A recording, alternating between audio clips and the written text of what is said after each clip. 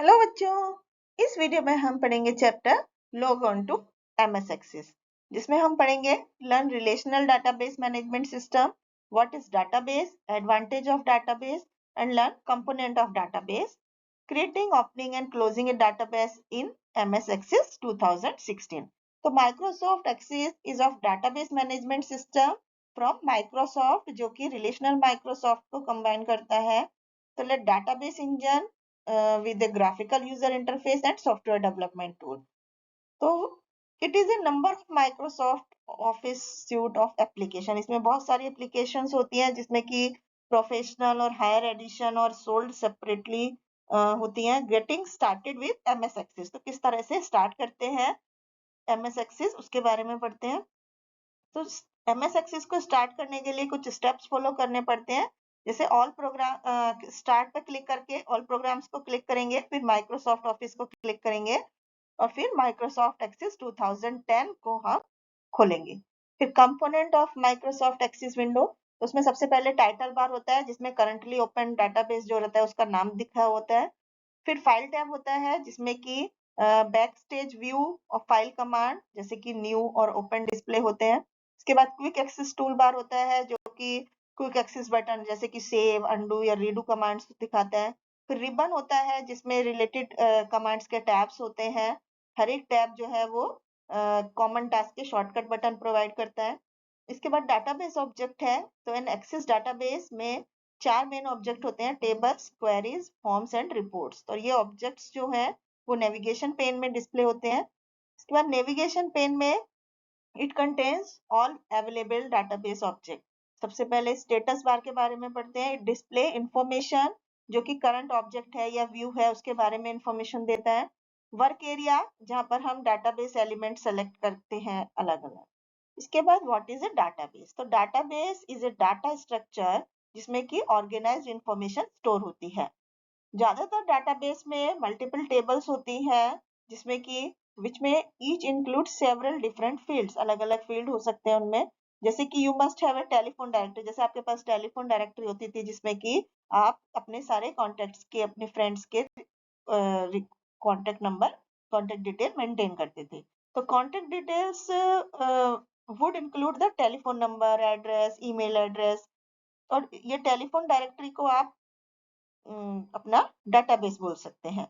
इसी तरह से हर एक कंपनी में इंफॉर्मेशन मेंटेन की जाती है, एम्प्लॉयज की, वेंडर्स की, क्लाइंट्स की और डिस्ट्रीब्यूटर की।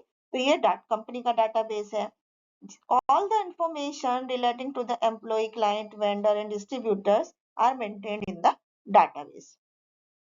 उसके बाद एडवांटेजेस ऑफ यूजिंग डाटाबेस, तो डाटाबेस के मेन एडवांटेजेस जैसे इजी मेंटेनेंस। तो as the information is digitalize, तो इससे बहुत ही आसान हो जाता है और बहुत ही इकोनॉमिकल हो जाता है उसके मेंटेन करना।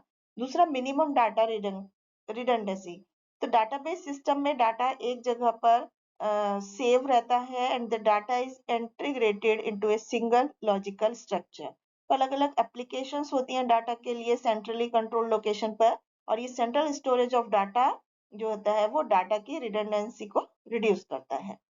इसके बाद मिनिमम डाटा इनकंसिस्टेंसी, तो इससे हमें डाटा इनकंसिस्टेंसी को मिनिमाइज करने में मदद होती है। डाटा वैल्यूज को अपडेट करना is simple and there is no disagreement in the stored value. जैसे कि students home address is stored in a single location and gets updated centrally. इसके बाद disadvantages of database, database require lot of time to design, database को design करने में बहुत समय लगता है एंड डाटाबेस जो है वो बहुत ही कॉम्प्लेक्स होते हैं और अलग अलग डिजाइन के होते हैं। सब्सटेंशियल हार्डवेयर और software startup codes, database administrator और यूजर को ट्रेनिंग की जरूरत होती है। इसके बाद कंपोनेंट्स ऑफ डाटाबेस, तो डाटाबेस में डाटा डाटाबेस फाइल में स्टोर होता है और डाटा को टेबल्स में अरेंज कर सकते हैं जो कि एक दूसरे से रिलेटेड होती है। इसमें फील्ड होते हैं, फील्ड का मतलब है डाटा टेबल इन डाटाबेस। रिकॉर्ड होता है, रिकॉर्ड का मतलब ग्रुप ऑफ रिलेटेड फाइल्स, जैसे कि एक एम्प्लॉय का रिकॉर्ड में फील्ड्स का एक सेट होता है एम्प्लॉय के बारे में।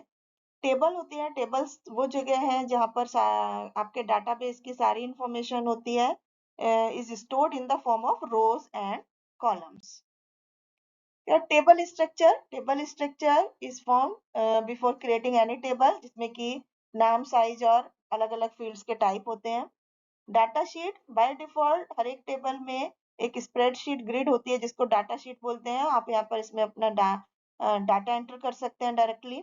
इसके बाद फॉर्म होते हैं. फॉर्म जो होते हैं वो फील्ड्स कॉमन फॉर्म की तरह होते हैं जिसमें कि फील्ड्स होते हैं, जिसमें कि you can create in a data table for entry and use to make data entry more conveniently. इसके बाद how to create a blank database. तो ब्लैंक डाटाबेस में केवल एक सिंगल ब्लैंक टेबल होती है और ब्लैंक डाटाबेस क्रिएट करने के बाद you can add table, forms, reports and other objects to it. तो ब्लैंक डाटाबेस क्रिएट करने के लिए आपको कुछ स्टेप्स फॉलो करने पड़ते हैं, जैसे कि ब्लैंक डाटाबेस को सेलेक्ट करना है फाइल टैब में से, फिर अपने डाटाबेस का नाम लिखेंगे फाइल नेम बॉक्स में और फिर आप उसको क्रिएट को क्लिक कर सकते हैं. फिर closing a database. MS Access window remains open when we close a database.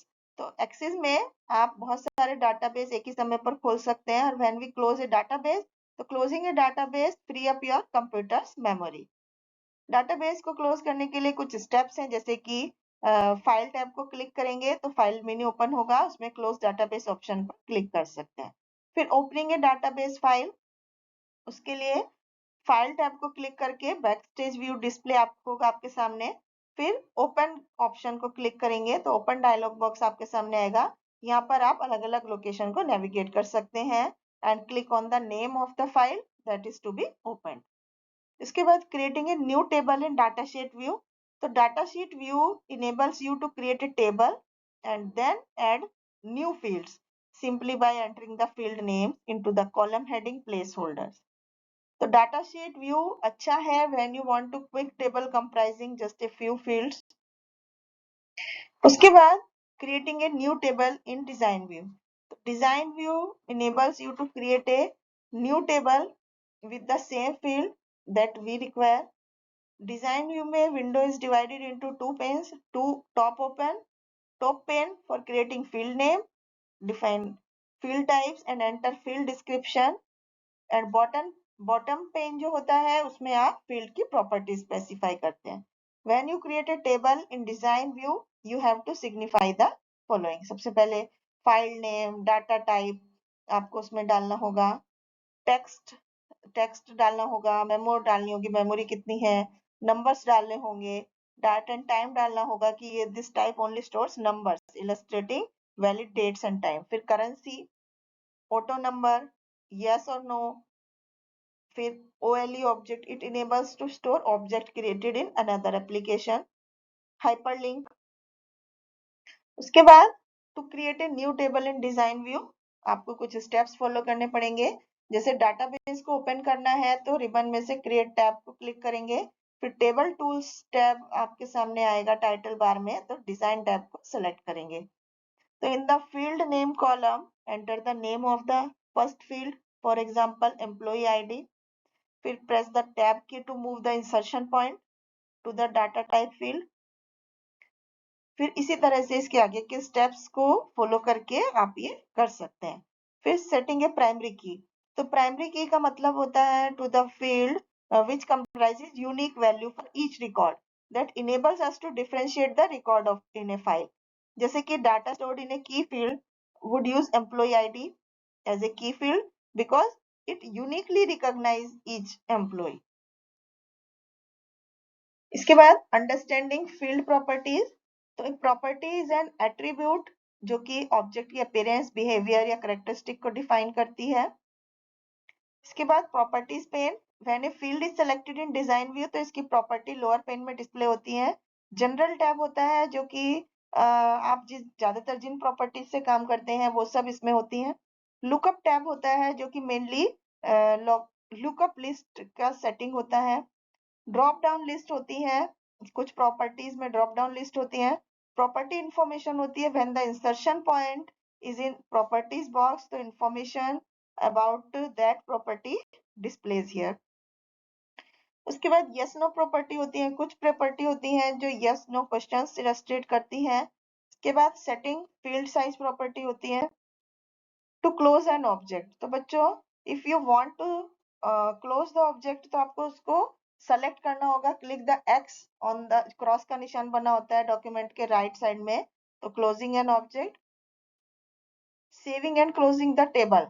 So when you have created the structure of table, तो save the table in database, तो आपको इसको सेव करने से पहले एक नाम देना होगा अपनी फाइल को. Once you have saved the table, you can continue working in the table window or close the window. Thank you.